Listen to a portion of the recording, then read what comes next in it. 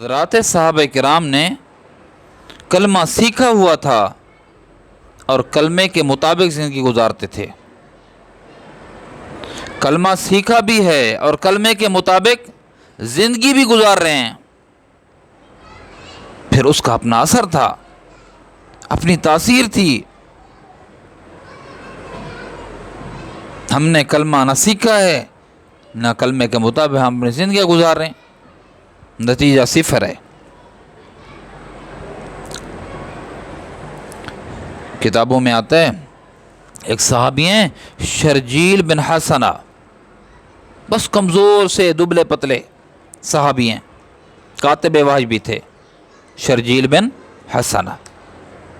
ان کے بارے میں آتا ہے یہ مصر میں گئے ہوئے تھے اور وہاں جنگ کا موقع تھا اور ایک قلعہ تھا، کافروں کے ہاتھ میں تھا وہ قلعہ، وہ فتح نہیں ہو رہا تھا۔ یہ حضرات روزانہ جاتے، اس کا محاصرہ کرتے، لیکن اس کو فتح نہ کر پاتے۔ کچھ وقت گزر گیا، یہ جاتے فتح نہ کر پاتے، شام ہو جاتی، واپس آ جاتے حضرات۔ ایک دن حضرت شرجیل بن حسنہ کو جوش آیا، اٹھے اور فصیل کے قریب جا کر کھڑے ہو کر زور سے اور جوش سے فرمانے لگے، اے قبطیو، ہم تمہیں اس اللہ کی دعوت دیتے ہیں، اس مولا کل کی دعوت دیتے ہیں، اس با اختیار اللہ کی دعوت دیتے ہیں کہ تم اس کے اوپر ایمان لے آؤ اور اس ہستی کے احکامات پہ عمل کرو۔ اس کی وہ طاقت ہے، لا الہ الا اللہ پڑھوں تو تمہارا یہ قلعہ زمیں بوس ہو سکتا ہے۔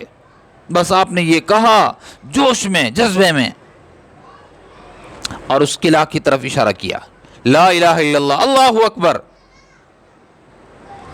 کتابوں میں آتا ہے حضرت شرجیل بن حسنہ نے جب لا الہ الا اللہ کہا، اس کی ضرب لگائی اور پھر اللہ اکبر کہا، حضرت کا یہ کہنا تھا وہ قلعہ جو کئی دنوں کے محاصرے سے فتح نہیں ہو رہا تھا، حضرت کے ایک جملے سے وہ آنے واحد میں زمین پہ دھڑام گرا اور اس جگہ کو مسلمانوں نے قبضہ میں لے لیا۔ ہم نے کلمہ نہ سیکھا ہے اور جب سیکھا نہیں تو اس کے مطابق ہم زندگی بھی نہیں گزار رہے۔